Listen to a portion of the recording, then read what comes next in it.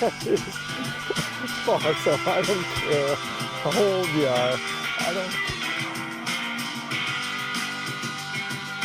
Nice fish. Another dock bass.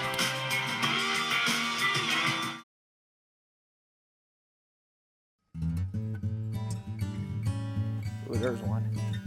Come on. Oh yeah. Doesn't feel real big. There he comes. There he comes. Not a big perch, but a perch nevertheless. And that's a perch on the Buck-Shot Flutter Spoon. What we're doing today, we're on Big Stone Lake on the Minnesota-South Dakota border. This is one of the premier perch fisheries in the Midwest right now, and this winter perch bite is going really well.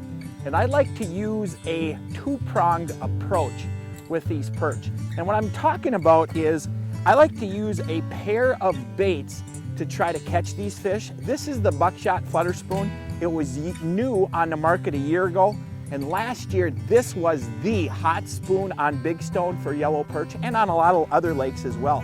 It's got a fluttering type of action in addition to the buckshot rattle that's built into it. So it combines that rattle, that click, that clatter with a little bit of a flutter fall. And it does a really, really good job of attracting, calling in perch. And then a lot of days when they're aggressive, they will eat this thing all day long, and it's the only thing that you need to fish with. However, there are also days when the fish are a little more finicky, and what I like to do then is I will go to a tungsten jig.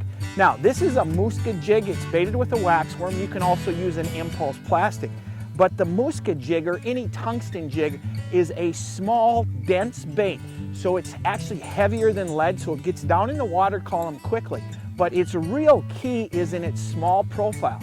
So on the days when you call in the fish with the Buck-Shot Flutter Spoon and they won't hit that, I like to have a Mooska jig with some spikes or wax worms baited and ready to drop to those fish, because lots of times if they won't hit that flutter spoon, they will hit the smaller profile of the tungsten. So it's a great 1-2 jigging approach that works really well for jumbo perch across the Midwest like I talked about. But this approach using a spoon, a smaller spoon, this is the 16th ounce Buck-Shot Flutter Spoon that I'm using. A smaller spoon in conjunction with a tungsten jig will work on other panfish as well, like crappies. So again, it's the big spoon, and it's not a big spoon, but a 16th ounce spoon. It's a bigger bait that we snap, we fish it aggressively to call those fish in. A lot of days they hit that thing, but when they don't, it's always a great idea to have that Mooska jig or some form of tungsten as a backup to drop it down, and a lot of times they'll hit it. It's a great 1-2 approach. It works on Big Stone, and it works on a lot of waters across the Midwest.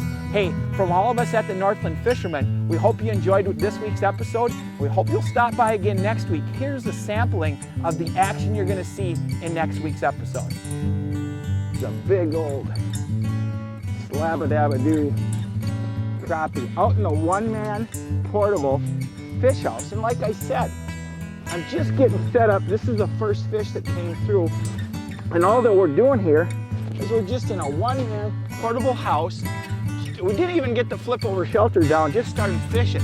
What I'm gonna do is I'm gonna fire up the heater, all right? I'm gonna flip the top over, and I'm gonna be nice and warm and comfortable. And boy, if some more crappies like this come through, it's gonna be game on.